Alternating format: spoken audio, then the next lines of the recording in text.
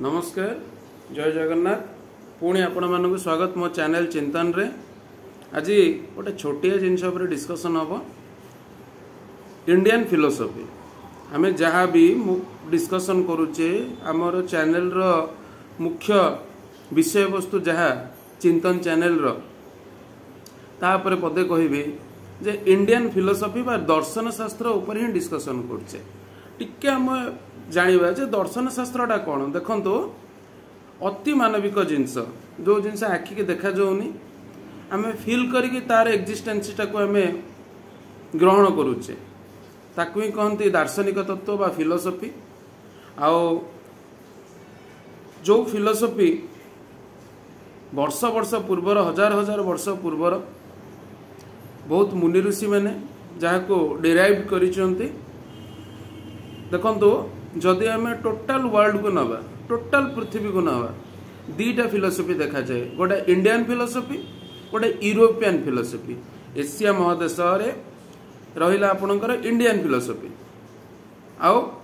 Europe महादेश रहिला European philosophy आउ ए जो दीटा ताकू छाड़ी देले अमेरिका रे भी किसी फिलोसफी देखा जाए अमेरिका रे जोटा प्रथमे प्रथमे आसीतिला यही दुई तीनोटी फिलोसफी को लेकिन बेस करिके एते धर्मशास्त्र होइछि। तापर इंडियन फिलोसफी को कहीं आम इम्पोर्टेंस दउछु दीटा रीजन। प्रथम हूँ आम गोटे इंडियन बा भारतर जो दर्शन शास्त्र बा भारत जो डिराइव कला कि मु किए भगवान किए आमर तांक सहित संपर्क कौन जहाँ भी भारत गोटे कला ताकू छाड़देला परे यूरोपियन रो किछि दार्शनिक आसते से भी किछि करिसेंती किंतु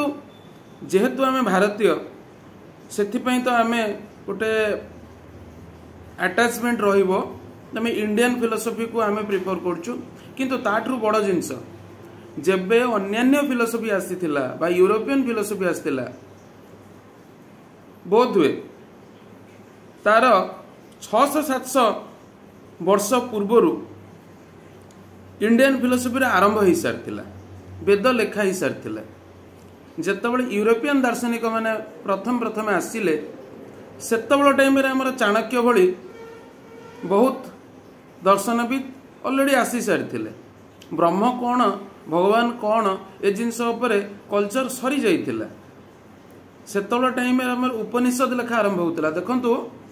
वेद चारिटा रोची समस्ते जानती मूल बा सनातन धर्मर मूल जो वेद वेद रोचे चारिटा वेद को चारिटा पार्ट रे डिवाइड करा जाइए से चारिटा पार्ट भीतर उपनिषद गोटे तापर वेदांत अन्यान्य पुराण ये प्रत्येक जिनस जहाँ सनातन धर्म भितर रोचे ये सब जिनस जितेबाला ऑलरेडी उपनिषद उपर रिसर्च होउतला सेतेबेलू तांकर यूरोपियन फिलोसफीटा आरंभ है आउ किछि किछि अमेरिका रे भी देखा जाइतिला। सेथिपई जेहेतु ये सबुठु पुरातन बा इंडियन फिलोसफीटा जेहेतु पुरातन सेथिपई जो मूल सेईटा सेथिपई इंडियन फिलोसफी को एते इंपोर्टेंस दिया जाए बा हम भारतीय दर्शन शास्त्र को सबुठु अधिक इंपोर्टेंस दिया जाए सेटिक भी आम जानिबा दरकार कि जो ग्रास रूट पर्यंत भारतीय माने जाइथिले से ग्रास रूट पर्यंत से गला बहुत टाइम लगी आउ जो ग्रास रूट पर्यंत एबे भी सनातन धर्म जाइछि सेटा बहुत उच्च कोटीर आउ प्रत्येक धर्मर मूल से गोटे प्रत्येक धर्मर मूल जमती कहली केतरा वीडियो रे कि प्रथम मनीष आसिला मनीषर जतले विभिन्न प्रकार अभाव आसिला